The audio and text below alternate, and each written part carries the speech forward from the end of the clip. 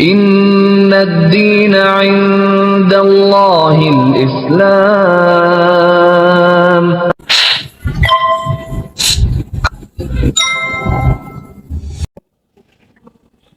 Mami, papi, aku tuh ya masih Melisa.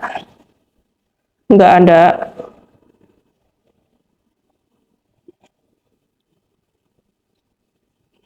nggak ada berubah.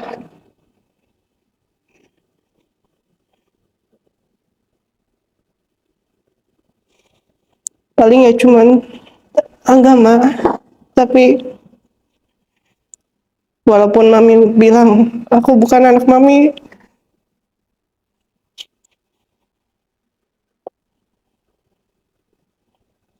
masih pengen lah jadi anak mami. Bismillahirrahmanirrahim. Nama saya Melisa Untoro. Alhamdulillah udah mualaf sejak 2016 dan sekarang alhamdulillah masih istiqomah. Aku itu dua bersaudara. Dulu dari kecil agamanya itu Katolik dan lahir di Jakarta, asli dari Jakarta juga, tinggal juga di Jakarta Utara, Pluit Morakarang, yang rata-rata memang di situ orang-orangnya non Muslim ya gitu. Dan memang di keluarga saya juga kental agamanya. Papa Buddha, Mama Katolik, tapi kita lebih ke arah Katoliknya. Kegiatan aktif itu kegiatan di gereja, pas itu ngikutin kepemudaan yang disebut Youth for Christ, dan saya salah satu ketua pengurusnya untuk misa Inggris, dan saya juga salah satu yang dibilang kayak apa ya bahasanya, salah satu leader deh di Youth for Christ itu. Nggak pernah sih ya, memang sih pas itu saat saya pengen jadi Islam memang dipermasalahkan ya pasti ya sama keluarga ya, dan memang itu juga dikasih taunya nggak boleh Islam, mendingan kamu masuk Buddha atau masuk yang lain gitu. Tapi ya saya tetap kekeh pengen masuk Islam saat itu. Saya itu sebenarnya saat itu lagi kuliah ya. Saya kuliah di UPH saat itu. Dan masih kadang masih ke gereja juga gitu kan. Cuma saya saat itu udah nggak ketua kepemudaan lagi, bukan salah satu leadernya lagi. Tapi saya seorang gamer gitu. Saya itu suka banget main game online. Dan memang lingkup saya sehari-hari itu main game online. Tapi ya alhamdulillah sih dari game online itu malah saya sebagai orang Cina yang non muslim, saya nggak pernah kena alkohol, saya nggak pernah clubbing, saya nggak pernah macem-macem gitu. Saat itu di game itu saya ketemu orang gitu, teman saya ngeliat dia juga aktif game online, kayaknya dia bukan Islam yang gimana-gimana gitu, bukan Islam yang taat. Saya pengen ngajak dia ke agama saya gitu. Di luar ekspektasi sih sebenarnya. Ternyata dia mempunyai basic kristolog lah gitu. Jadi malah apa yang saya tanya ke dia, kenapa sih kok Islam tadinya nggak boleh makan kepiting jadi diboleh-bolehin gitu kan. Terus emang kenapa sih itu kok pakai yang pada pakai jilbab kok masih ada yang ngerokok, masih ada, karena saya ngeliat di kampus saya sendiri masih seperti itu gitu. Ternyata malah dia bisa jawab semua pertanyaan saya, sedangkan apa yang dia tanya ke saya tentang agama saya nggak bisa jawab gitu. Saya AIUE kayak orang bloon gitu. Gitu. Jadi akhirnya saya pun bingung gitu ya. Dia bisa tanya sama saya, kenapa kamu nggak pakai hijab gitu. Disuruh loh, di Alkitab kamu ada. Aku nggak tahu itu, sama sekali aku nggak tahu. Dan dia juga nanya masalah Tuhan kamu yang mana sih gitu kan. Itu ada 3 loh gitu. Enggak 3, cuma 1 gitu kan. Masa dia bilang yang mana, Allah, Yesus, Bunda Maria, atau Roh Kudus? 4 malah yang dia tanya. Akhirnya saya cari tahu tuh sendiri, cari kejawabannya. Pernah saya iseng nanya Romo juga saat saya lagi di gereja, iseng ke belakang saya tanya Romo. Dia juga seperti nggak ada jawaban, yang cuma muter-muter aja gitu. Akhirnya saya cari tahu sendiri, saya iseng-iseng. Dia bilang, cobalah kamu lihat Ahmad Didat atau Zakir Naik di YouTube banyak tuh gitu. Dari situ saya ke-trigger mulai, kok make sense ya, kok logik ya gitu. Dari situ. Make sense-nya itu terutama dalam ketuhanan ya, gitu. Ketuhanan dia bilang katanya cuma satu, Yesus Kristus atau Nabi Isa. Dia bilang itu bukan Tuhan, itu seorang nabi, itu seorang manusia. Di situ saya nonton di Ahmad Didat pas itu menjelaskan bahwa Yesus itu seorang nabi, memang diutus oleh Allah untuk turun ke bawah gitu kan. Allah yang mengutus dia untuk menjadi pemimpin manusia lah pada saat itu gitu kan. Terus saya kaget di situ. Saya baru merasa iya ya, benar juga ya gitu. Sedangkan saya juga mikir, iya kalau dia memang Tuhan, kenapa dia bisa mati gitu, ya kan? Kenapa dia bisa mati? Kenapa dia saat disalib pun dia memanggil, ya kan?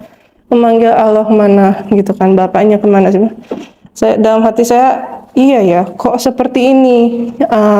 Maksudnya tuh berarti yang sama ini saya sembah itu bukan Tuhan gitu. Bagi saya itu menjadi di otak saya dia adalah seorang manusia gitu, yang memang dia diberikan mukjizat untuk melakukan hal-hal tersebut dari Allah yang dia sebut sendiri Bapa gitu. Perjalanannya sih lumayan panjang sih ya.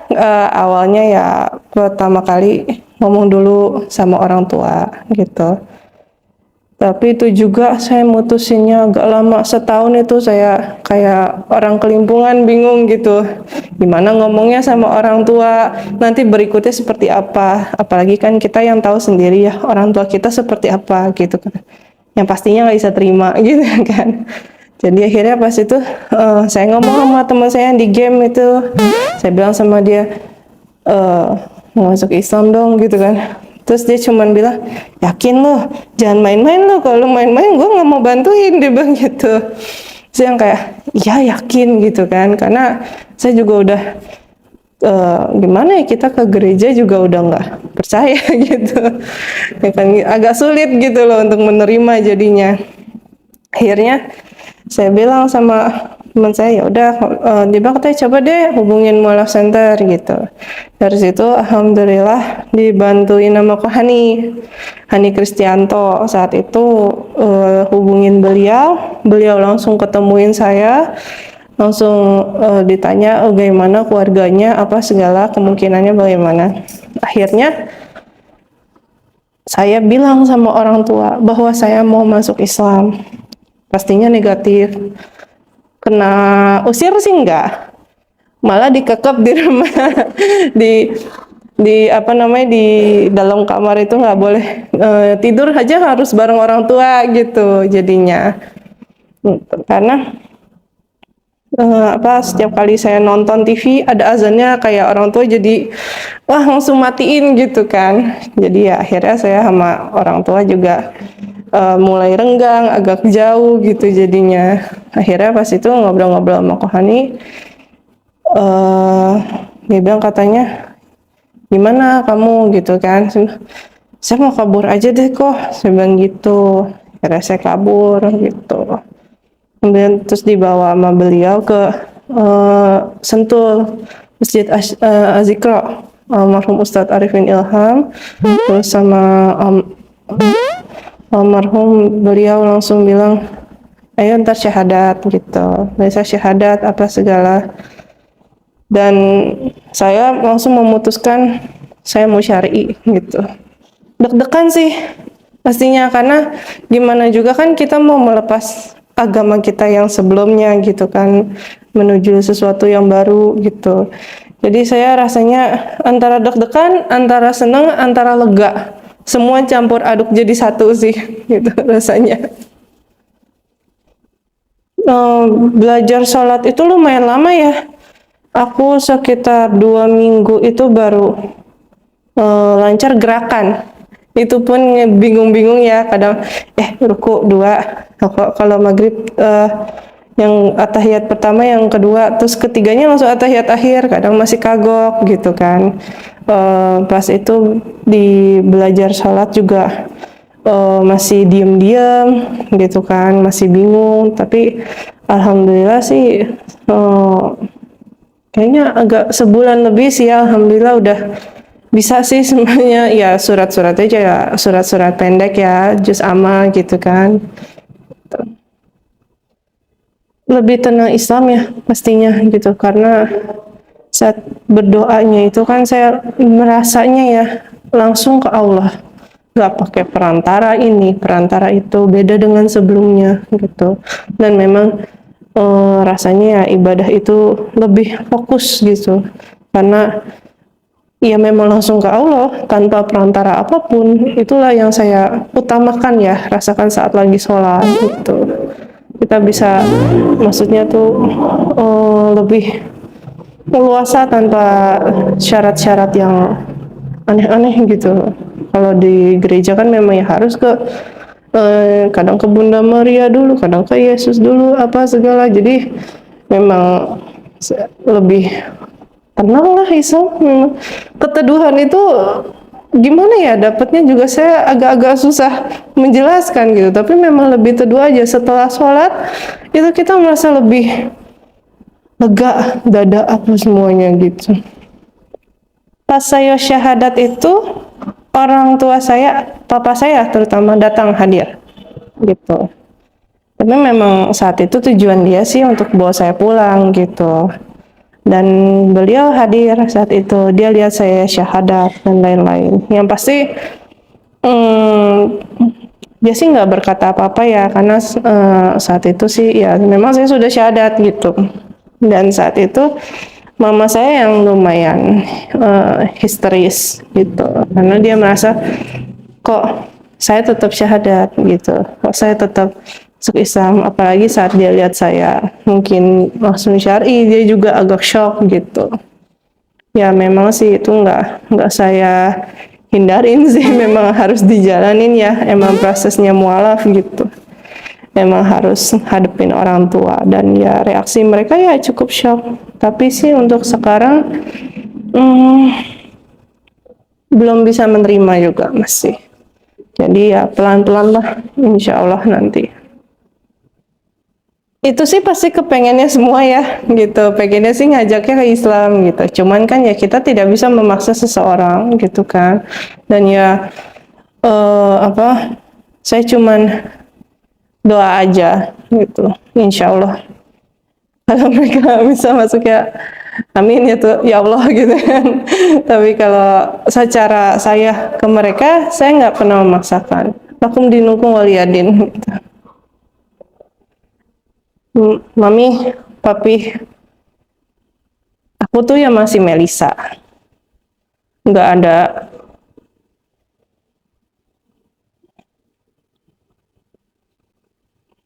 ada berubah.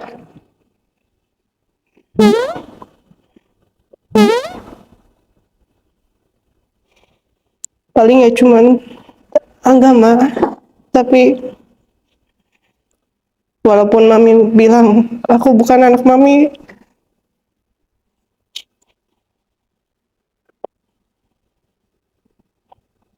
masih pengen lah jadi anak mami, dekat sama mami lagi, bawa anak-anakku main ke sana juga pengen.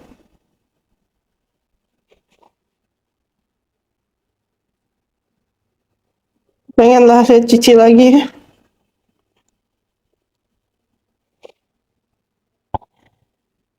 Ya semoga aja. Mami pengen ketemu. Itu aja sih. Ya. Yang negatifnya itu ya mungkin ada beberapa dari mereka. Kalau yang dari gereja sih memang udah nggak pernah kontak ya, karena memang sepanjang saya mencari Islam itu saya cut kontak, nggak terlalu banyak gitu. Kalau yang teman-teman dekat, teman-teman kuliah ada beberapa yang bilang mencoba untuk ngajak saya ketemu gitu. Setelah mereka tahu saya masuk Islam gitu, ada beberapa yang pengen ketemu gitu kan. Ngobrol yuk gitu. Tapi ya yang mereka ajak ngobrol itu pun ya tentang pengen narik saya balik ke agama sebelumnya gitu, atau agama mereka yang lainnya, pokoknya jangan Islam gitu kan. Tapi ada beberapa teman saya masih sampai sekarang pun saya masih kontak, saya masih ketemu gitu. Dia benar-benar open minded ya, dan dia nggak maksa-maksa untuk gimana, dan yang seperti itu sih saya masih ketemu sih gitu. Dan saya pun juga nggak maksa apa, dan mereka juga nggak pernah melontarkan pertanyaan-pertanyaan itu lagi yang kenapa sih lu masuk Islam gitu kan, nggak pernah. Jadi kita menghindari kayak gitu-gitu. Sebenarnya awal muasalnya sih karena pengen bantu suami sih ya gitu, karena kan dia memang saat itu sebelumnya dia keluar dari pekerjaannya gitu. Jadi dia pengen hijrah gitu kan. Jadi kita start dari nol semuanya. Nah, suami itu buka ekspedisi wahana itu, pengiriman barang. Kebetulan sewa tempat juga kan di depan situ. Saya pikir kalau cuma buat ekspedisi mah itu saya bisa buat mie ayam, kenapa enggak saya coba usaha gitu kan di depan sana gitu. Jadi ya alhamdulillah disetujuin suami. Saya bikin mie ayam itu di situ di depan. Gitu. Mie ayamnya itu mie ayam MD. Lokasinya ada di Tangerang Selatan, Pondok Pucung Indah 1. Dia di Jalan Jombaraya. Persisnya sih di seberang Sekolah Budi Mulia 2 gitu. Dan itu mie-nya homemade, saya buat sendiri sama suami berdua. Terus emang ayamnya pun ayam bener-bener ayam, bukan campuran gitu. Dan memang pengennya saya itu bikin usaha itu juga apa ya, pengen ngasih orang tuh coba bahwa mie ayam itu bisa enak dan bisa dengan daging ayam murni, benar-benar tanpa campuran, dengan harga yang murah gitu. Tapi pastinya rasanya juga nggak murahan gitu. Bisa frozen, kita bisa bikin frozen dan itu dikirim ke Jabodetabek, Bandung masih bisa. Dan untuk di GoFood, Grab kita udah ada. Pas mau nikah yang pasti nggak disetujuin sama orang tua, karena dia itu kan pertama dia bukan Chinese gitu, kedua dia pribumi dan Islam gitu. Jadi orang tua udah no besar gitu. Cuman ya setelah mualaf itu dia hubungin Kohani, dan memang dari semua orang yang hubungin Kohani yang saya kenal cuma dia gitu. Jadi kan saya pikir daripada nggak sama orang yang saya belum kenal juga gitu kan, saya memilih sama dia gitu. Akhirnya ada menikah pun kabur-kaburan sih. Karena kan orang tua juga kaget ya saat dikasih tahu, karena saya nggak bilang-bilang mau nikah. Jadi H-1 sebelum nikah saya bilang saya mau nikah gitu. Yang pastinya nggak setuju, nggak diaku lah gitu. Ya suami saya juga kena omel pasti.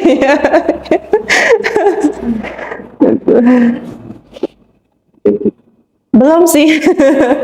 Saat saya juga pas pertama kali anak saya yang pertama lahir, dia mami terutama masih nggak terima gitu.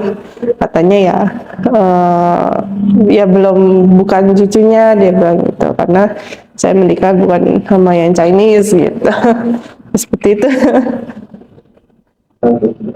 Bismillah, kalau untuk saran untuk yang pada mau masuk Islam tapi masih ragu, jangan ragu.